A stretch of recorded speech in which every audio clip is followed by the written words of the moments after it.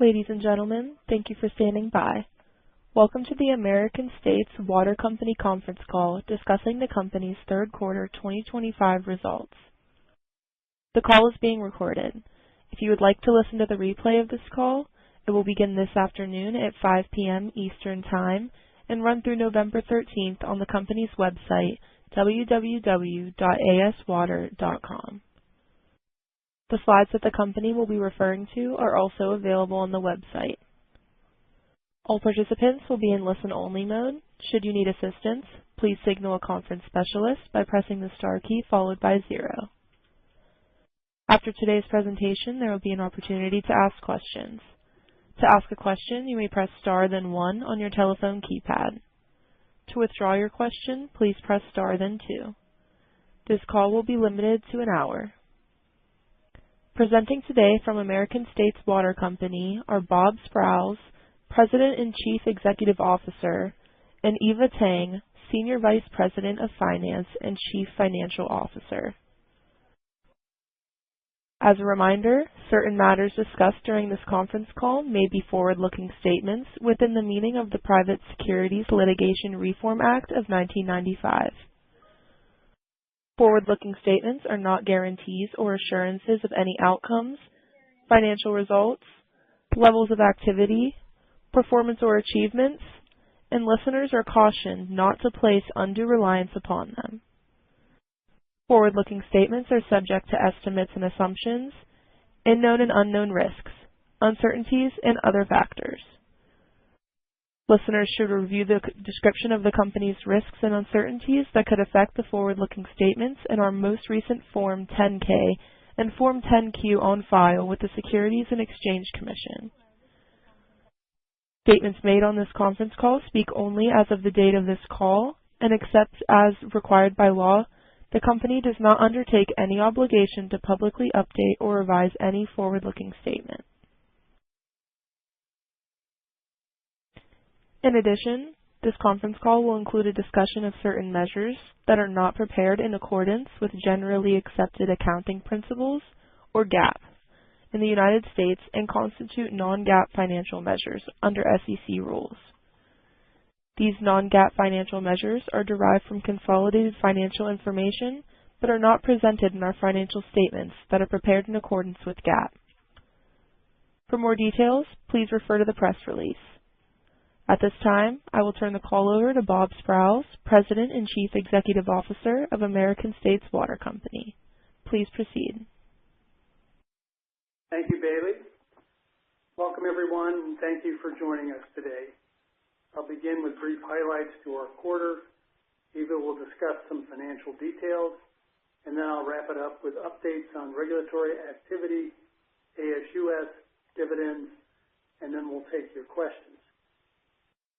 I'm pleased to report that recorded earnings per share for the third quarter were 11 cents per share higher compared to the third quarter of last year, an increase of 11.6%.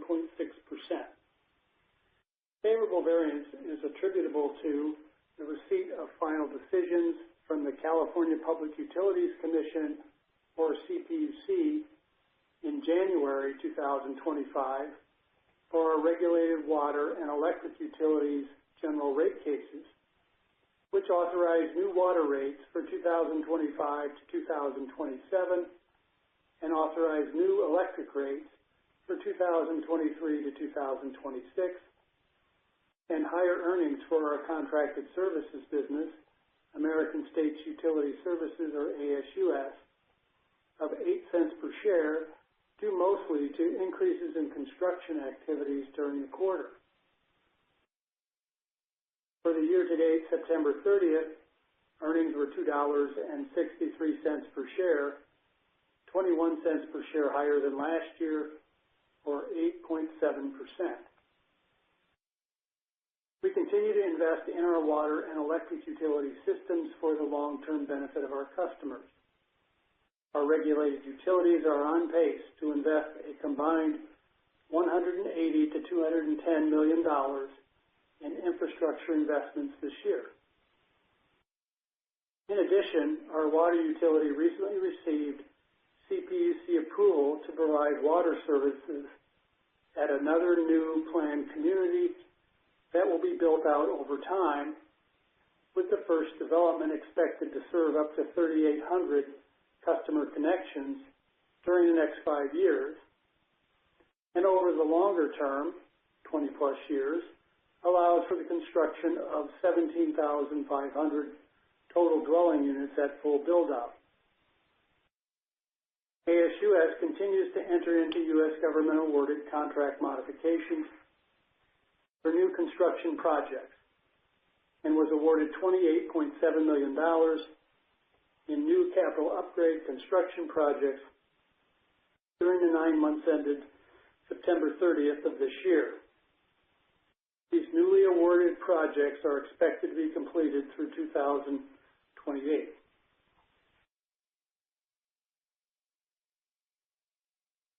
I'd also like to mention that we are pleased to be recognized on Time's America's Best Mid-Sized Companies 2025 list and are one of only 2 investor-owned water utilities on the list. Companies are ranked by revenue growth, employee satisfaction, and sustainability transparency. In addition, American States Water Company is the only water utility included in Barron's 100 Most Sustainable Companies for 2025. Companies were scored across 230 environmental, social, and governance performance indicators, from workplace diversity to greenhouse gas emissions.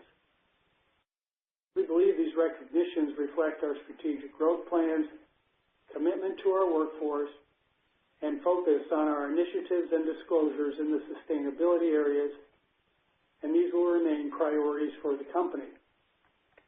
With that, I will turn the call over to Eva to discuss earnings and liquidity.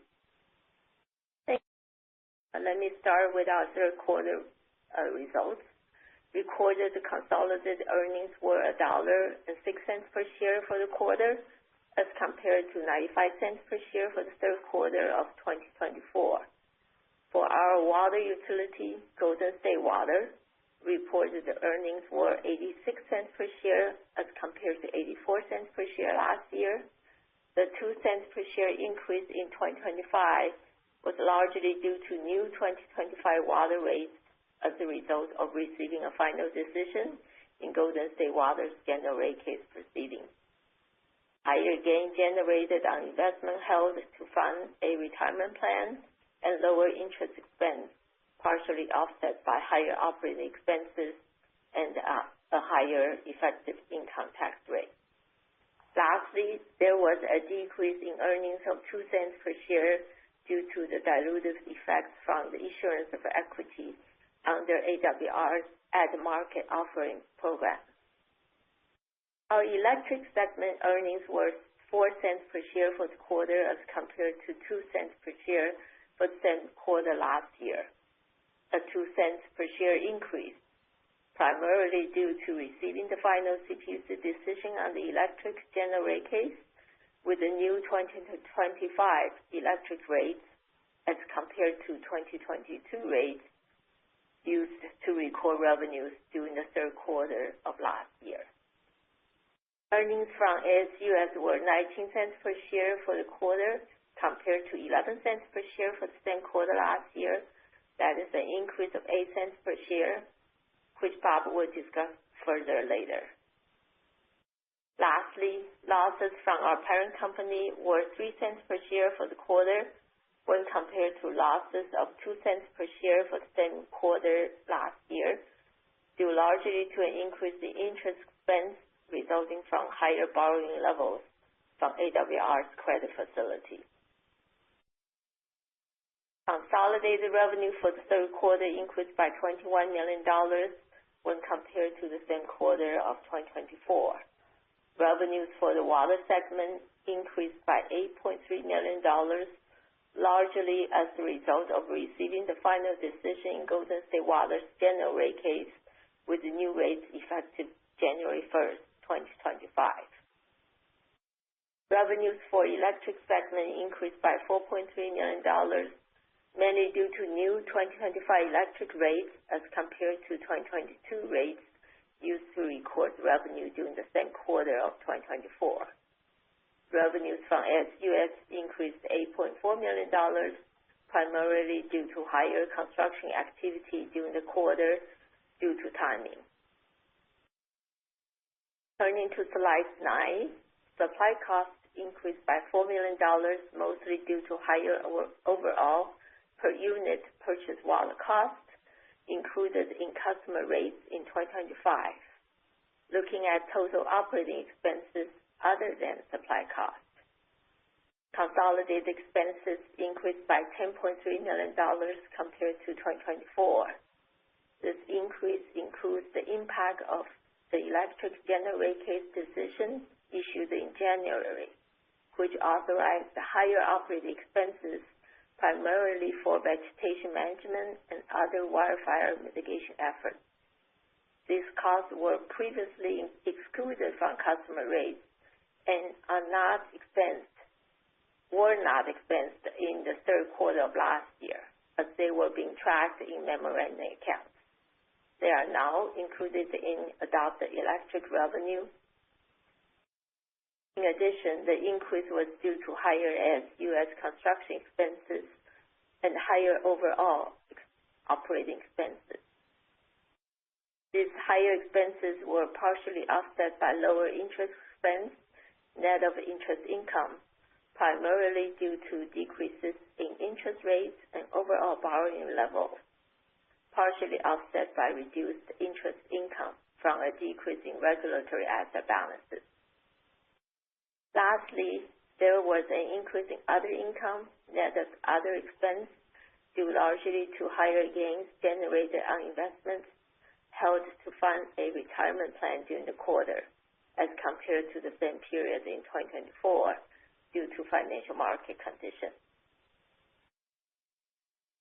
Slide 10 shows the EPS bridge comparing reported EPS for the third quarter of 2025 against the same period for 2024. Moving on to slide 11. Consolidated earnings for the 9 months ended September were $2.63 per share compared to $2.42 per share for the same period in 2024, an increase of 21 cents per share.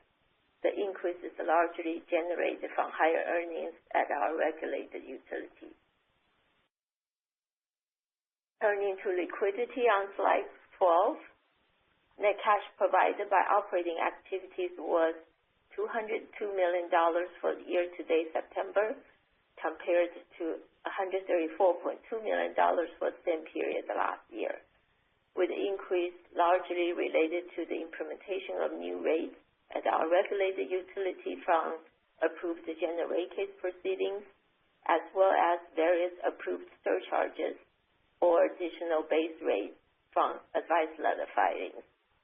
In addition, the increase also resulted from differences in timing of income tax payments, billing and cash receipts for construction work, administrative basis at ASUS, and the timing of its vendor payments. For investing activities, our regulated utility invested $151.8 million on company-funded capital projects in the first 9 months of this year, and we project to be on target to reach $180 to $210 million for this year. For financing activities, American States Water, under its at-the-market offering program, raised proceeds of $40.2 million during the 9 months ended September 30, net of issuing costs and legal costs, leaving a remaining balance of $68 million available for issuance under the program. In July, Standard & Poor's Global Ratings affirmed a credit rating of A stable for American States Water and the A+ stable rating for Golden State Water. These are some of the highest credit ratings in the U.S. investor-owned water utility industry. With that, I'll turn the call back to Bob. Thank you, Eva. On the regulatory front, as previously mentioned, in January of this year, the CPUC issued a final decision in connection with the recent water general rate case that covers rates for 2025 through 2027. We have discussed the details of this rate case decision in our prior earnings releases and calls. We have begun preparation for our next water rate case, expected to be filed by July 1st, 2026. As a reminder, the final decision ordered Golden State Water to transition from a full decoupling mechanism and a full supply cost balancing account, which were requested again in the general rate case application, to a modified rate adjustment mechanism known as the Monterey-style Water Revenue Adjustment Mechanism, or MRAM, and an incremental cost balancing account for supply costs effective January 1st, 2025. Without the continuation of a full revenue decoupling mechanism and a full cost balancing account for water supply, the company may be subject to future volatility in revenues and earnings as a result of fluctuations in water consumption by its customers and changes in water supply source mix. Final decision adopted the company's MRAM rate design proposal, which authorizes Golden State Water to increase the revenue requirement in the fixed services charges to between 45% and 48% of the revenue requirement, depending on the rate-making area, representing approximately 65% of the water utility's fixed costs in aggregate. It also approved Golden State Water's sales forecast and its request for the continuation of a sales reconciliation mechanism, which would allow the company to adjust its sales forecast throughout the general rate case cycle to address significant fluctuations in consumption. In August 2023, Golden State Water entered into an agreement which was subject to CPUC approval to purchase from a developer the water and wastewater system assets in a development located in California's Central Coast region. This is a new planned community which will serve up to approximately 1,300 customer connections at full build-out, which is anticipated to occur by 2034 under the current construction schedule, barring any future delays. On December 5th, 2024, the CPUC approved a final decision granting Golden State Water's certificates of public convenience and necessity that establish rates for water and sewer services, including the company's recovery of the purchase price through future customer rates in this new San Juan Oaks service area. After receiving CPUC approval and finalizing other closing procedures, in May of this year, the parties completed the closing of the transaction, which included the initial installation and conveyance of water and wastewater system assets of $10.7 million by the developer, a non-cash transaction to Golden State Water recorded during the second quarter of 2025 that resulted in an increase in the company's utility plant with corresponding increases in advances for and contributions in aid of construction. In the future, Golden State Water will take ownership of the incremental water and wastewater system assets in phases as they are completed and ready to accommodate new connections. In addition, Golden State Water and the Public Advocate's Office of the CPUC filed a joint motion with the CPUC in March to adopt a settlement agreement to authorize initial rates for water service in the new Sutter Point service area. Last week, the CPUC approved the settlement agreement in its entirety. The approval establishes initial water service rates for 2026 through 2028 and authorizes various balancing and memorandum accounts for this area. This new planned community in Northern California will be built out over time, with the first development expected to serve up to 3,800 customer connections during the next 5 years, and over the longer term, 20-plus years, allows for the construction of 17,500 total dwelling units at full build-out as part of the overall plan approved by the respective county.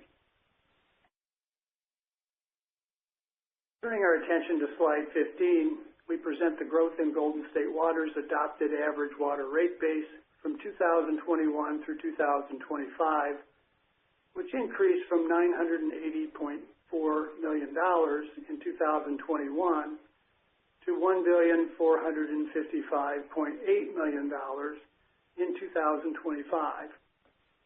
That represents a compound annual growth rate of 10.4% over the 4-year period, using 2021 as the base year for the calculation. Golden State Water anticipates a robust and sustained growth in its rate base over the next few years as a result of receiving its recent general rate case decision that not only authorizes it to invest $573.1 million in capital infrastructure, but in addition to that, capital investments of certain projects through advice letter filings upon completion that will contribute to a further growth in rate base in the second and third year of this cycle. Turning our attention to Bear Valley Electric, as previously noted, in January of this year, the CPUC issued a final decision on the electric general rate case that sets rates for 2023 through 2026. Like the water utility rate case, we have discussed the details of the electric rate case in our prior earnings releases and calls. We are working to file our next electric rate case in the first quarter of 2026. This past April, Bear Valley Electric also implemented new base rates to recover the revenue requirement associated with $11.6 million of capital projects approved for recovery through advice letters. In July, Bear Valley Electric and the Public Advocate's Office of the CPUC filed a joint motion with the CPUC to adopt a settlement agreement resolving all issues in Bear Valley Electric's application to construct solar energy generation and battery storage facilities. The solar energy generation project will help Bear Valley Electric meet approximately 18% of its renewables portfolio standard requirement. These facilities will also help enable Bear Valley Electric to better control its energy and energy-related costs through self-supply from a local generation resource, and also provide energy shifting capabilities and additional capacity during emergencies and peak load conditions. Among other things, the settlement agreement authorizes the construction of the facilities for a total combined cost of $28 million, plus allowance for funds used during construction. The settlement agreement is pending approval by the CPUC with a proposed decision expected by the first quarter of 2026. If approved, the costs associated with the projects would be recoverable in customer rates at the time the projects are completed and in service. Let's continue to ASUS, which contributed earnings of 19 cents per share in the third quarter of 2025 as compared to 11 cents per share for 2024. The increase was a result of higher construction activity due to the timing of when the work was performed, management fee revenues resulting from the resolution of various economic price adjustments, and lower interest expense from lower borrowing levels, partially offset by higher overall operating expenses. During the quarter, ASUS made substantial progress on its construction activities. with year-to-date earnings of 45 cents per share as compared to 44 cents per share for the same period of 2024. We continue to project ASUS to contribute 59 cents to 63 cents per share this year, representing an increase of 7.3% to 14.5% year over year.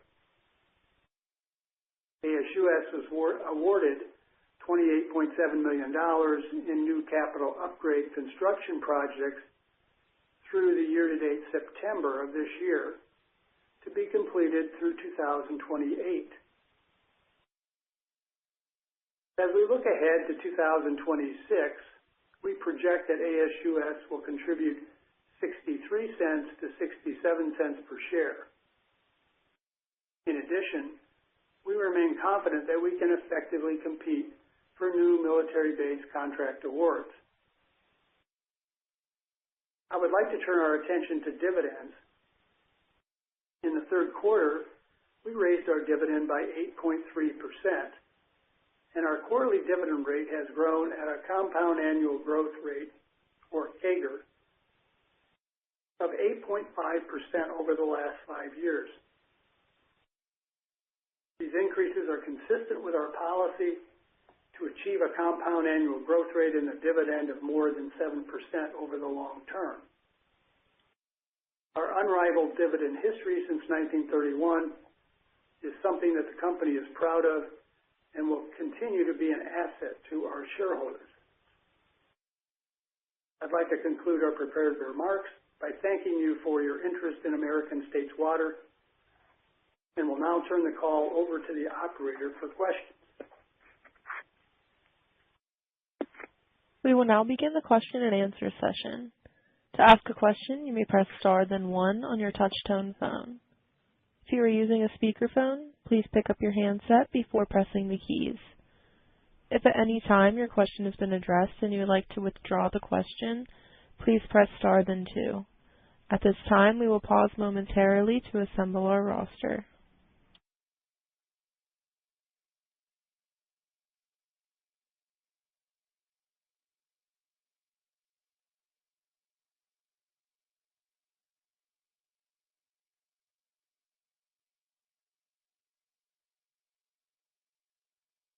Our first question comes from Ian Rapp with Bank of America. Please go ahead. Hey, good morning, guys. Congrats on the good quarter. Good to talk to you. Thanks, Ian. Good to talk to you. Yes, I'm just curious on ASUS. Obviously, a good quarter and a good contract announcement there. If I look at the incremental contract, I'm just curious if you could provide a little color on the timing and when we might see that feather into EPS over the, I think you said 25 to 28 period. I'm just looking at the ASUS guidance for 26, and it looks like year over year is a little bit down relative to the last 3 years. So just curious if that's just contracts rolling off or what the earnings power looks like going forward there. Thanks. Yeah, I mean, it's a pretty good step up, I think, in the earnings from 59 to 63 to the 63 to 67. But we'll just talk a little bit about the new capital upgrades. Those have been an important part of our overall performance, and getting almost $29 million of new capital upgrades is a pretty good year for us. Additionally, last year we had a fairly significant amount of new capital upgrades relative to our history, in the neighborhood of $55 million. So between those two, we've got a pretty good backlog to do new capital upgrade work in 26 and beyond. We also have the renewal and replacement work that we're doing. So it's I would say a pretty good year, recognizing we're not adding any new bases in that number. I think, as you know, Ian, there's a transition period we typically have to go through once we are awarded a contract. And so, the expectation is we likely won't have a new contract to deal with in 2026. just because of that transition period and where we think the government might be on privatizations. Okay, got it. Yeah, that makes a lot of sense. And then just on the new announcements, or I guess the new approvals on the new customer connection growth, looks like some robust activity around these new development projects. I'm just curious, like if you look at these numbers, should we think about translating those new customer connections to rate base based on looking at your Golden State rate base relative to your customer base, or as a rule of thumb, or should we think about it more just on the capital that you've applied for? Just any color as to how we should think about the rate base translation would be helpful. Yeah, I guess the one difficult thing with those new customers is it is a function of people wanting to buy homes and the developer signing them up to buy homes, and so looking at the potential there, it is under this incremental acquisition approach. So as phases are done, the company will buy the infrastructure. I think the way to think about it maybe is the distribution infrastructure for these houses. And that's a pretty favorable activity for both the company and the developer, because typically the developer would have had to advance those facilities to the company to be then paid back over 40 years. So we will be acquiring new systems there, and I'm not exactly sure what to tell you about how you bake that into your rate base forecast, because I do think figuring out when those customers are going to be added is a challenge. Right. Okay. No, that's helpful color. And with that growth, maybe just one more if I could squeeze it in. Obviously, the big thematic these days is corporate M&A. As you look at your growth profile, do you feel like gaining scale in California or other places would be beneficial? Or I'm really just curious to hear your thoughts on how you're thinking about M&A as investor attention kind of shifts toward it. Yeah, I mean, we were a bit surprised by the announcement of the merger between American Water and Essential Utilities, which I think that's what you're sort of asking about. However, we don't really think that merger will impact our company's strategic direction going forward. We are optimistic about the future of our company. The rate bases at both of our regulated utilities continue to grow at strong rates of growth, and our ASUS business also continues to grow at a good pace. We noted in our presentation materials the 10.4% four-year CAGR on our rate base for 2022 to 2025 at Golden State Water in our presentation. And Bear Valley Electric's rate base has been growing at a faster rate than that. And then, of course, we will see additional customer growth, we believe, through the two new developments that we've mentioned, San Juan Oaks and Sutter Point, over time. So, I think generally we're happy with our growth plan. That's not to say if a good deal came along, we wouldn't try to buy some systems that are in places where we believe the regulatory framework is neutral to positive. That answer your question? Yeah, that's super helpful, and that all makes a lot of sense. I appreciate you guys walking me through it, and congrats again on the quarter. And I will echo your confidence on the growth rate. It looks promising. Thank you. Thanks, Ian. Our next question comes from Angie Storozynski with Seaport. Please go ahead. Thank you. Thank you, guys. Okay, so you added your rate base projection for 2025 on slide 15. It is actually a little bit lower than I would have implied it from just the, the pace of CapEx, less depreciation. I mean, Eva, is there any reason why, again, just assuming that you're spending about, I don't know, 190 million, right? And around 30 something of depreciation, that would have implied a slightly higher rate base for 25 versus 24? No? So Angie, we talk about we have tons of advice letter yet to be filed for end of this year. In the rate case decision, we will authorize about $76 million of advice letter that we can file by end of this year to get new rates effective 1/1 next year. So we are preparing the documentation and close the job and to get a final number in Q4. So we anticipate that should be approved for rates effective 1/1 of next year. So after 2025, those actual advice letter project amount will be added to the rate base. So that's maybe something you will consider. Yeah. And that 573, that number, does that include the advice letters?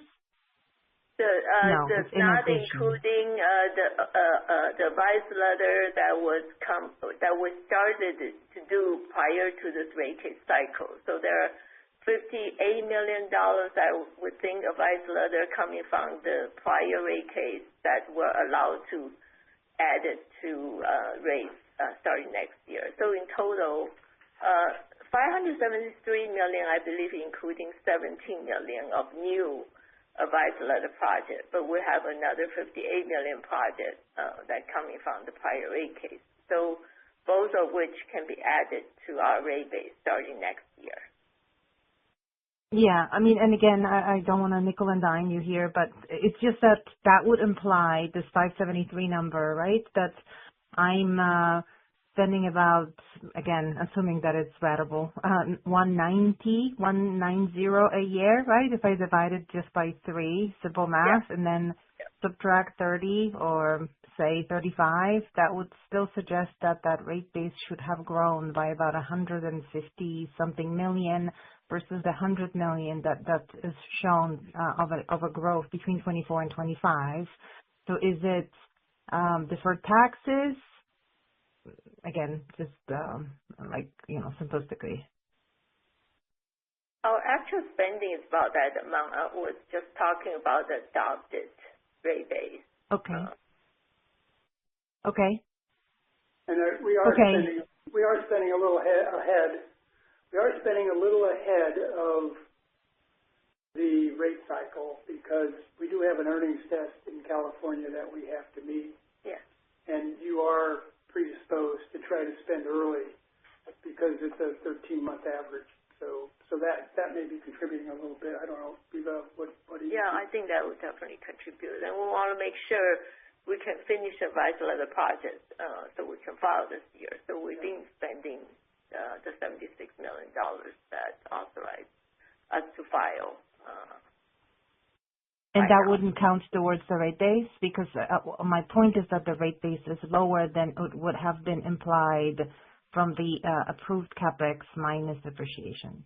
Yeah, it will count as the actual rate base. It's just currently not in the revenue requirements based on the adopted rate base. We'll have a new rate next year to cover what we spent so far. Does that make sense? Okay. Yeah. Okay. And even though you have gone through the GRC for the water business, you will not show the projected rate base for 26 and 27. We will show that next time for sure, because we want to make sure we have the exact number of what we can file by end of this year for those advice letters. Even though we were authorized $76 million, not sure that's the exact number will be in the adopted rate base. So So, we're very conservative. We like to have a pretty certain number before announced to the world. So definitely we'll announce that next quarter earnings. Okay. I've been asking, so I'm just repeating the question. Okay. That's all I have. Yeah, I can probably share with you the adopted number for next year, but I don't have the information right now. But it's public information, so I can shoot you an email, Angie. Awesome. Thank you so much. Thanks, guys. Thank you. Thank you. Bye-bye. Thank you, Angie.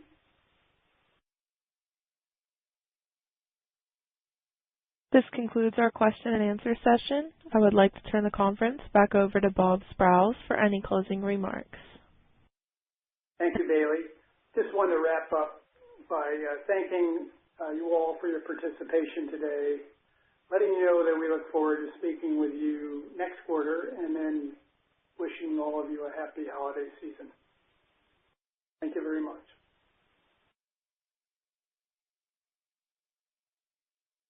The conference is now concluded. You may disconnect.